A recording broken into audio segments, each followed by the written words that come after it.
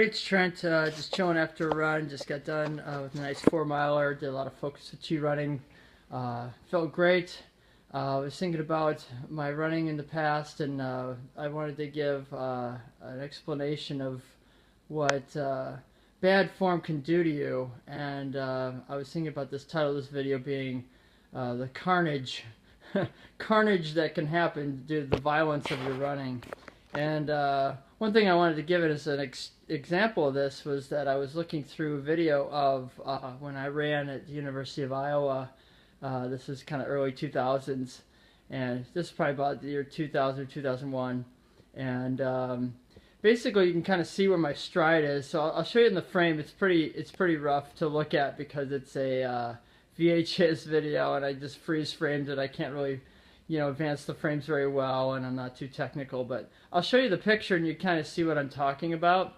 And even if you don't know a lot of technical things, if you can see where my leg is, where it's hitting the ground, you can understand why I may be suffering from some hip issues and from back issues from things that have happened to me in the past. So I'll just show you really quick, and then you can get an idea. Hopefully this shows up okay. I'll see here.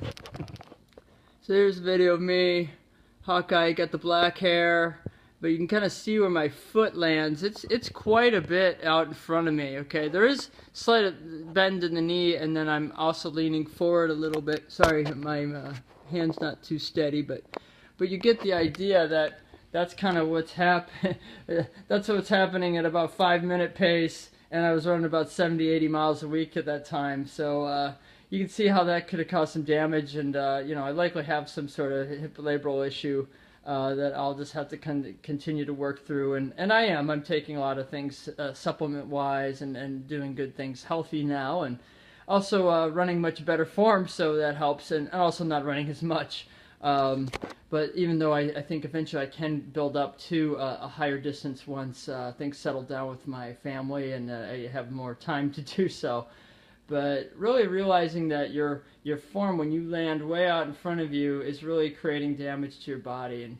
And it just depends on what you want to do with your life. If you want to run for a long time, you really need to shorten up your stride. During my run, one of my main focuses was to not step out in front. Don't step out in front. So I didn't want to see my feet reach out in front of me. My legs are really long, so I have a big tendency to do that.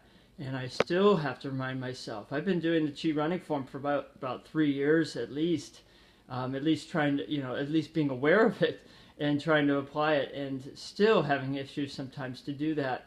But like I said, it's a practice. I get better with it certain times. Other times I really have to bring myself back into it. If you've ever done meditation, it's the same darn thing.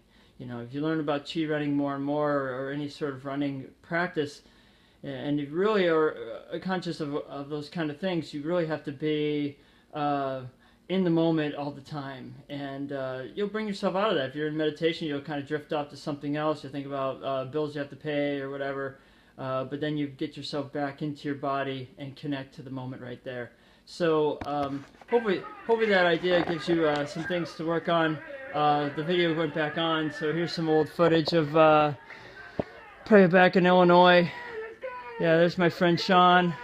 but it's really an amazing thing where the body, where you're able to focus on your form, and hopefully that gives you some good ideas to stick with it and not feel so frustrated when you can't do it so well. But what I'm getting to is it's worth it. It's totally worth going through these form processes so you can feel much better while you do your running. So hopefully this gives you some insight.